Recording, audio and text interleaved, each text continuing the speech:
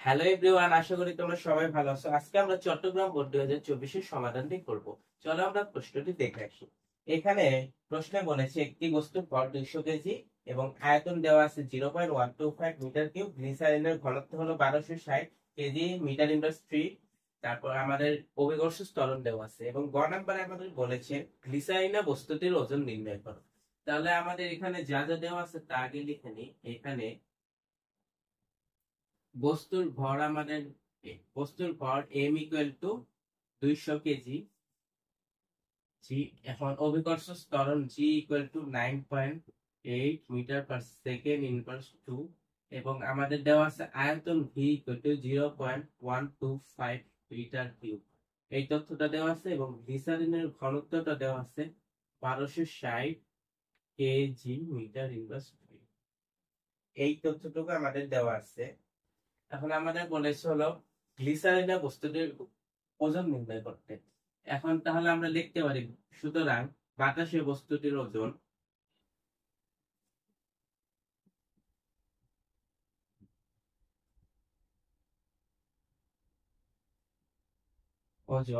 W1 equal to mg। এখানে m 200 KG দেওয়া আছে, 200 ইন্টু 9.8 ইকুয়াল টু 1960। হ্যাঁ, 1960 নিউটন, আমাদের 1960 নিউটন। এখন আমরা হলো গ্লিসারিনের বস্তুটির ওজন নির্ণয় করা লাগবে।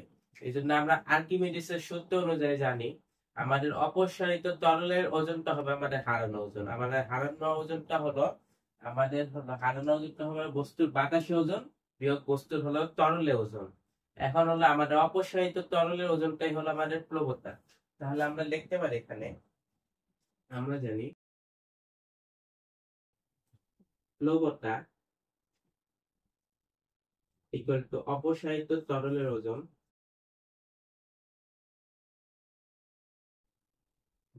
W prime equal to V rho জি।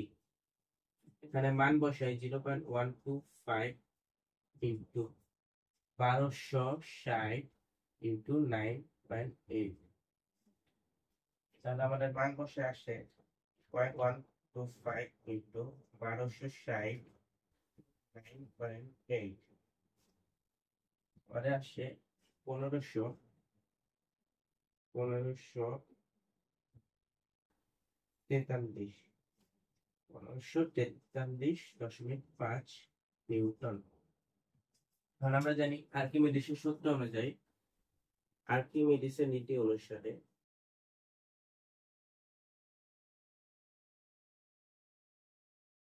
বস্তুর হারানো ওজন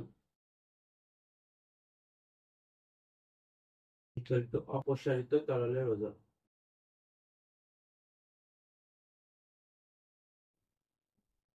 সুতরাং ইকুয়াল টু অপসারিত তরলের ওজন আমাদের ডাব্লিউ প্রাইমটা আসছে আমাদের 1543.5 নিউটন। আমরা জানি হারানো ওজন, এই যে বস্তুর হারানো ওজন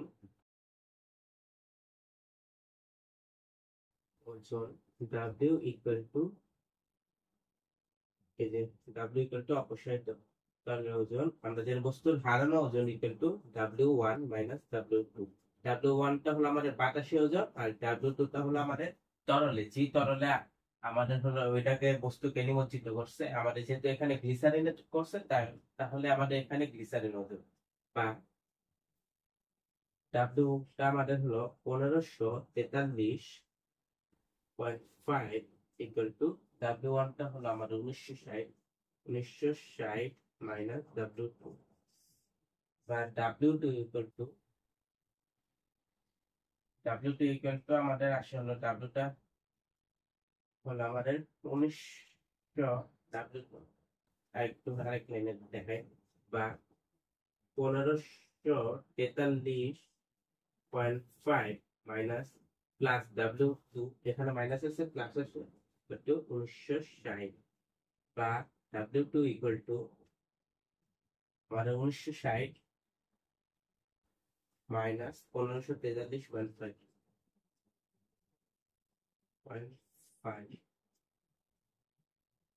1960 মাইনাস 1543.5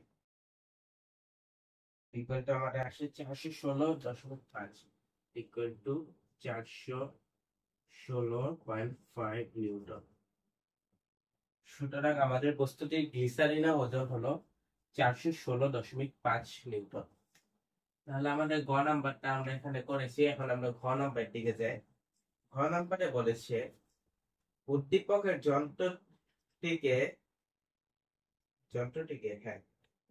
যন্ত্রটিকে গ্লিসারিনে নিমজ্জিত অবস্থায় ভাসার জন্য আয়তনের কি পরিবর্তন আনতে হবে, গাণিতিক ভাবে বিশ্লেষণ করো।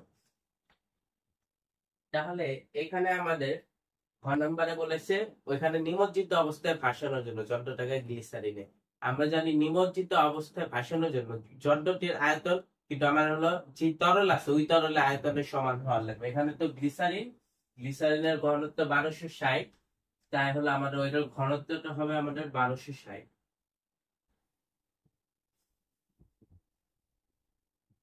গ্লিসারিনের ঘনত্ব এটা হলো আমাদের গ্লিসারিনের ঘনত্ব 1260। তাহলে আমরা ঘ নম্বর দেখি।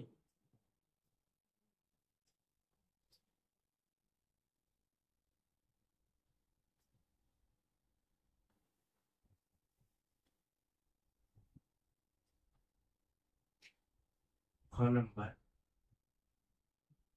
এখানে ভর আছে এত কেজি, আমাদের ভর অভিকর্ষ ত্বরণ এখানে লাগবে না, থাকুক লেখা আছে থাকুক।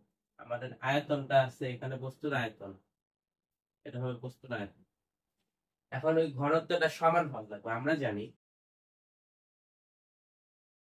Rho equal to m divided by v, v prime দিলাম কারণ এখানে হলো আমাদের বস্তুটির আয়তন হলো ভি। এখন আমার হলো আয়তন হলো কি পরিবর্তন আনতে হবে, ওইটা হলো আমাদের ভি প্রাইম, মানে আমার আয়তন বাড়বে নাকি কমবে ওইটাই ভি প্রাইম, বা v prime equal to m divided by rho. এখন রো এর মান আমরা 1260 ধরবো, কারণ আমাদের নিমজ্জিত অবস্থায় ভাসার জন্য আমাদের হলো এই 1260 এর সমান হলো আমাদের ঘনত্ব হতে হবে। এমটা হলো আমাদের 200 KG divided by 1260 equal to 200 divided by আমাদের 1260 ডিভাইডেড বাই 1260 বলতে আমাদের আসে 0.1587 না 159 মিটার কিউব। সুতরাং এখানে দেখে বোঝা যাচ্ছে এখানে পূর্বের আয়তন ছিল, এই যে বস্তুটির আয়তন ছিল আমাদের 0.125, এখানে আমাদের বেড়েছে 0.159। তাহলে এখানে কিন্তু আয়তনটা আমাদের বৃদ্ধি করার লাগবে, আয়তন কিন্তু এটার থেকে বেশি, কাজে কিন্তু আমার আয়তনটা বৃদ্ধি করা লাগবে। তাহলে আমরা লিখবো সুতরাং আয়তন বৃদ্ধি করতে হবে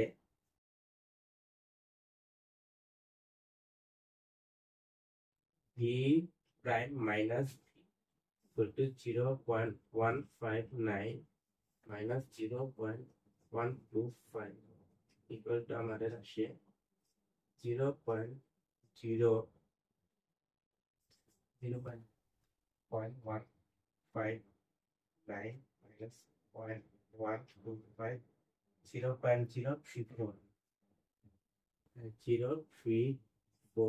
মিটার কিউব।